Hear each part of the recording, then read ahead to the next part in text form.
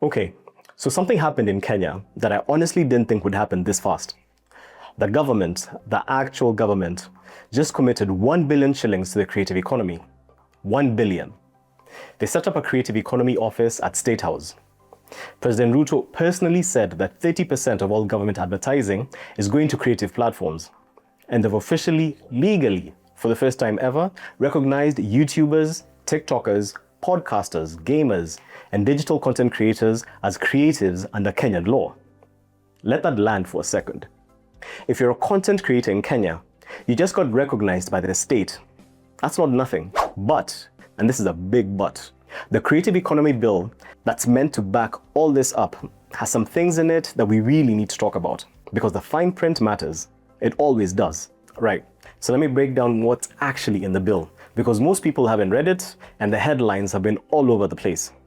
First thing, there's now a Creative Industry Development Fund. Real money available for projects across the arts. Grants from 200,000 shillings for individual creators all the way up to 5 million for registered creative enterprises. They've specifically said priority goes to projects outside Nairobi that create measurable employment. If you're a creator in Kisumu, Eldoret, Mombasa, this money is supposed to reach you.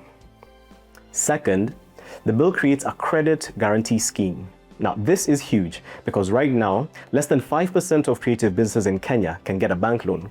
Your music career or your content studio is not seen as a viable business by a bank.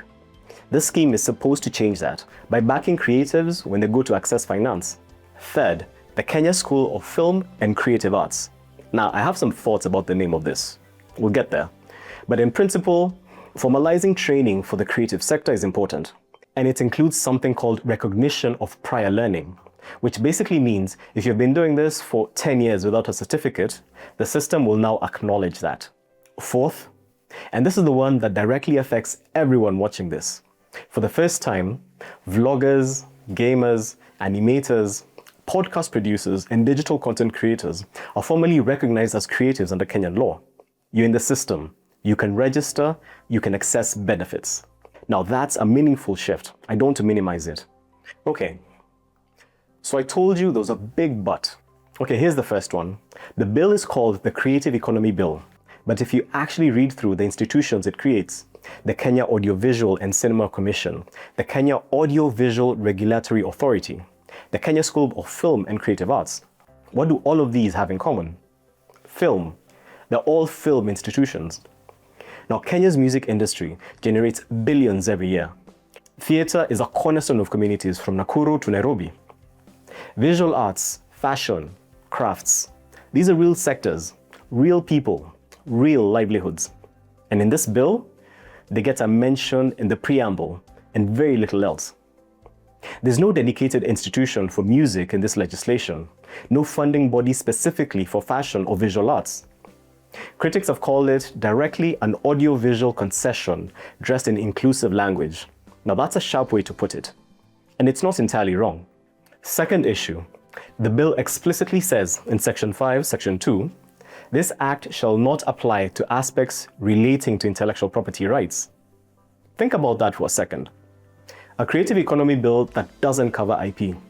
In an industry where piracy is costing up to 75% of film revenues every year, and a country where musicians are still not getting their royalties properly collected. Third, and this one I want you to think carefully about, the new regulatory authority has the power to issue takedown orders.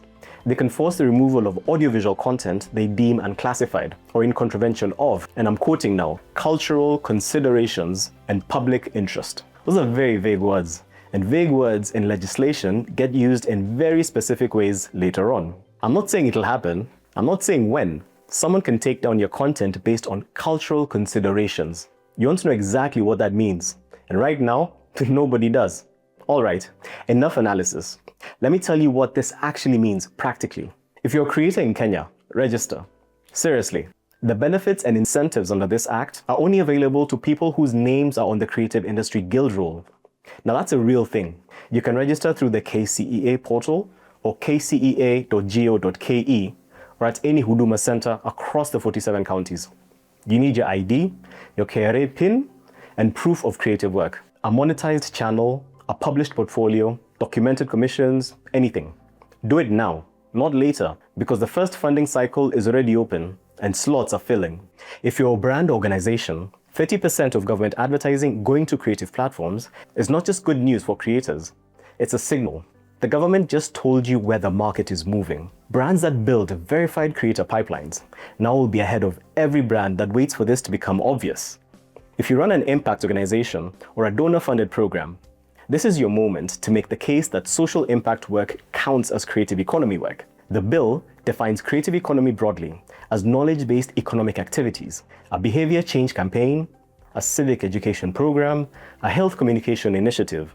All of these can qualify. Start making that argument now, before the implementing regulations are written, because whoever's in the room when those regulations get written will shape what they say. And for Kenya as a whole, the ambition here is real, making Nairobi the sub-Saharan capital of film and content creation, connecting Kenyan creatives to meta monetization, engaging the Recording Academy about bringing African Grammys here. Whether they happen depends entirely on whether the implementation matches the announcement. Now here's the thing I keep coming back to.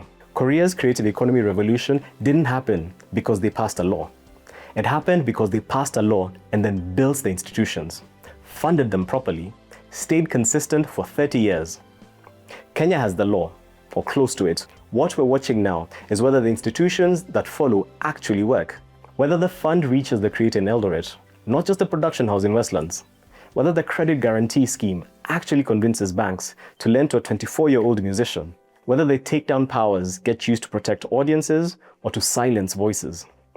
This is not a moment to be passive. This is a moment to be in the room.